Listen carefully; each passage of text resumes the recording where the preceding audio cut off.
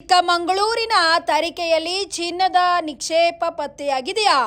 Kollur gold field ಕೆಜಿಎಫ್ನಿಂದ ಇದುವರೆಗೂ ಸಾಕಷ್ಟು ಚಿನ್ನವನ್ನು ಹೊರತೆಗೆಯಲಾಗಿದೆ. ಕರ್ನಾಟಕದ ಚಿನ್ನದ ನಾಡು ಎಂದೇ ಖ್ಯಾತ ಪಡೆದಿರುವ ಕೆಜಿಎಫ್ ಶತಮಾನಕ್ಕೂ ಹೆಚ್ಚು ಕಾಲ ಚಿನ್ನದ ಗಣಿಗಾರಿಕೆ ಹೆಸರುವಾಸಿಯಾಗಿದೆ. ಚಿನ್ನದ ಬೆಲೆಯ ಕುಸಿತ ಮತ್ತು ಇತರ ನಾನಾ ಕಾರಣಗಳಿಂದ ಫೆಬ್ರವರಿ 28, 2001ರಂದು ಇಲ್ಲಿನ ಗಣಿಯನ್ನು ಮುಚ್ಚಾಗಿತ್ತು. ಇದೀಗ ರಾಜ್ಯದ ಇನ್ನೊಂದು ಪ್ರಖ್ಯಾತ ಪ್ರವಾಸಿ ತಾಣ ಪಶ್ಚಿಮ ಘಟ್ಟಗಳಲ್ಲಿ ಒಂದಾಗಿರುವ ಚಿಕ್ಕಮಗಳೂರು ಜಿಲ್ಲೆಯ ತರೀಕೆರೆಯಲ್ಲಿಯೂ ಕೂಡ ಚಿನ್ನದ ಅದಿರು ಇದೆ ಎಂಬ ಮಾಹಿತಿ ಲಭ್ಯವಾಗಿದೆ. ತರೀಕೆರೆಯಲ್ಲಿನ ಸುಮಾರು 10,100 ಎಕರೆ ಭೂ ಪ್ರದೇಶದಲ್ಲಿ ಚಿನ್ನದ ಅದಿರನ್ನು ಹುಡುಕಲು ಕೊಳವೆಬಾವಿಯನ್ನು ಕರೆಯಲು ಅನುಮತಿ ನೀಡಬೇಕೆಂದು ಬೆಂಗಳೂರು ಮೂಲಕ ಕಂಪನಿಯೊಂದು ಮನವಿ ಮಾಡಿದೆ. ಈ ಮನವಿಯನ್ನು ಅರಣ್ಯ ಇಲಾಖೆ ಸೂಕ್ತ ರೀತಿಯಲ್ಲಿ ಪರಿಗಣಿಸಲು ಮುಂದಾಗಿದೆ.